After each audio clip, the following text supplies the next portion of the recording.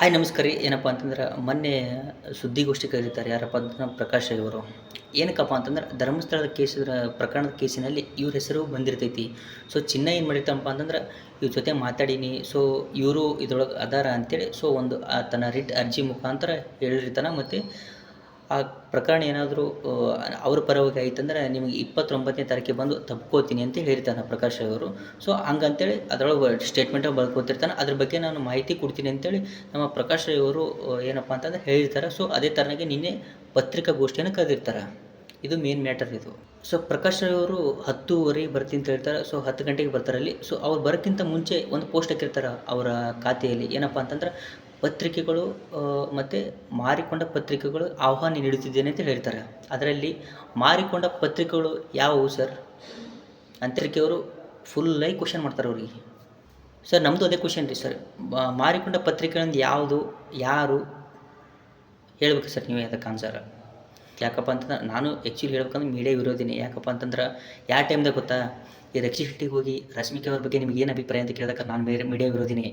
ಈ ಚಂದನ್ ಶೆಟ್ಟಿಗೆ ಹೋಗಿ ನಿವೇದಿತಾ ಗೌಡ ಬಗ್ಗೆ ನಿಮ್ಮ ಅಭಿಪ್ರಾಯ ಏನಂತ ಕೇಳಿದಾಗ ನಾನು ಮೀಡಿಯಾ ವಿರೋಧಿನಿ. ನಿವೇದಿತಾ ಗೌಡಿಗೆ ಹೋಗಿ ಚಂದನ್ ಶೆಟ್ಟಿ ಅವ್ರ ಬಗ್ಗೆ ನಿಮ್ಮ ಅಭಿಪ್ರಾಯ ಏನಂತ ಕೇಳಿದಾಗ ನಾನು ಮೀಡಿಯಾ ವಿರೋಧಿನೇ. ಆದರೆ ಎಲ್ಲ ಮೀಡಿಯಾಗಳು ಒಂದೇ ಥರ ಅಲ್ಲ, ಕೆಲವೊಂದಿಷ್ಟು ಜನ ಮಾಡ್ತಾರೆ ಆ ಥರ. ಪ್ರಕಾಶ್ ಸರ್ ಇವಾಗ ಹೇಳ್ರಿ ನೀವು ರೀ, ಈಗ ಮಾರಿಕೊಂಡ ಮಾಧ್ಯಮಗಳು ಯಾವುವು ಅಂತೇಳಿ ಹೆಸರು ಹೇಳ್ಬಿಡ್ತೀನಿ ನೋಡಿರಿ. TV9 ಅಥವಾ ಪಬ್ಲಿಕ್ TV ರಂಗಣ್ಣನ, ಅಥವಾ ಏಷ್ಯಾನೆಟ್ ಸುವರ್ಣ ನ್ಯೂಸ್ ಅಜಿತ್ ಹನುಮಕ್ನವರ, ಅದೇ ಥರನಾಗಿ ಸ್ಮಿತಾ ರಂಗನಾಥ್ ಅವರ, ಅದೇ ಥರನಾಗಿ ವಿದ್ಯಾ ಮಲ್ನಾಡ್ ಅವರ. ಯಾಕೆ ಪರ್ಟಿಕ್ಯುಲರ್ ಇವ್ರ ಹೆಸರು ಯಾಕೆ ತೊಗೊಂಡಪ್ಪ ಅಂತಂದ್ರೆ ಈ ಮಾಡೋ ಕೆಲಸಗಳಿಗೆ ಇವ್ರೊಂದು ಸ್ವಲ್ಪ ಅಪೋಸಿಟಾಗಿ ಮಾತಾಡ್ತಾರಲ್ಲ, ಅದಕ್ಕೋಸ್ಕರ ನೀವು ಯಾಕೋ ಅವ್ರಿಗೆ ಭಾಳ ಇಷ್ಟ ನೀವು ಅಂದ್ರೆ ಅದಕ್ಕೋಸ್ಕರ ಇವ್ರ ಹೆಸರು ತೊಗೊಂಡೆ ಅಷ್ಟೇ. ನಾನು ಅರ್ಥ ಆಯ್ತು ಅನ್ಕೋತೀನಿ ಯಾಕೆ ಹೇಳಿದೆ ಅಂತೇಳಿ. ಬಿಡ್ರಿ ಅದು ಅಲ್ಲಿ ನೆಕ್ಸ್ಟ್ ರೀ ಪ್ರಕಾಶ್ ಸರ ಮಾಧ್ಯಮದ ಎಷ್ಟೊಂದು ಕೇಳಕತ್ತಾರ ಮಾರಿಕೊಂಡ ಮಾಧ್ಯಮಗಳು ಯಾವುವು ಅಂತೇಳಿ.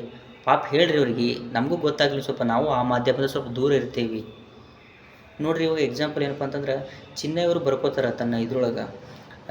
ಗಿರೀಶ್ ಮಟ್ಟಣ್ಣವರು ಯಾವ ರೀತಿ ಹೇಳ್ತಾರಲ್ಲ ಆ ರೀತಿಯಾಗಿ ನೀ ಹೇಳು, ನಾನು 29ನೇ ತಾರೀಕಿಗೆ ಬಂದು ತಬ್ಕೋತೀನಿ ಅಂತೇಳಿ ಪ್ರಕಾಶ್ ರೈ ಅವರು ಹೇಳಿದ್ರೆ ಅಂತೇಳಿ ಆ ರಿಟ್ ಅರ್ಜಿಗಳು ಬರ್ಕೋತಾರೆ. ನಾವು ಹೆಂಗೆ 100% ಪ್ರಕಾಶ್ ನೀವೇ ಅಂತೇಳಿ ಹೆಂಗೆ ನಾವು ಮಾಧ್ಯಮಗಳು ತೋರಿಸೋದು ಅಥವಾ ನಾವೆಲ್ಲ ವೈರಲ್ ಮಾಡಿದೆವಲ್ಲ, ಅದೇ ಥರನಾಗಿ ಮಾರಿಕೊಂಡ ಮಾಧ್ಯಮಗಳು ಯಾವುವು ಅಂತ ಪರ್ಟಿಕ್ಯುಲರಾಗಿ ಹೇಳ್ರಿ ನೀವು.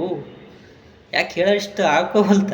ಹಾಂ, ಎಷ್ಟು ಧೈರ್ಯ ಇಲ್ವಾ ನಿಮ್ಗೆ? ಹೇಳ್ರಿ ಯಾರಂತೇಳಿ, ಆಮೇಲೆ ಅವ್ರ ಬಗ್ಗೆ ಮಾತಾಡೋಮಂತ ಹೇಳ್ರಿ. ಮಾರಿಕೊಂಡ ಮಾಧ್ಯಮಗಳು ಯಾವ ಅಂತ ಹೇಳ್ರಿ ಬಾಯಿ ಬಿಟ್ಟು. ಇದ್ರ ಬಗ್ಗೆ ಭಾಳ ಐತ್ರಿ ಈ ವಿಡಿಯೋ ನೆಕ್ಸ್ಟ್ ವಿಡಿಯೋದಾಗ ಹೇಳ್ತೀನಿ ರೀ. ಇನ್ನೂ ಭಾಳ ಸುದ್ದಿ ಐತಿ ಇದ್ರ ಬಗ್ಗೆ.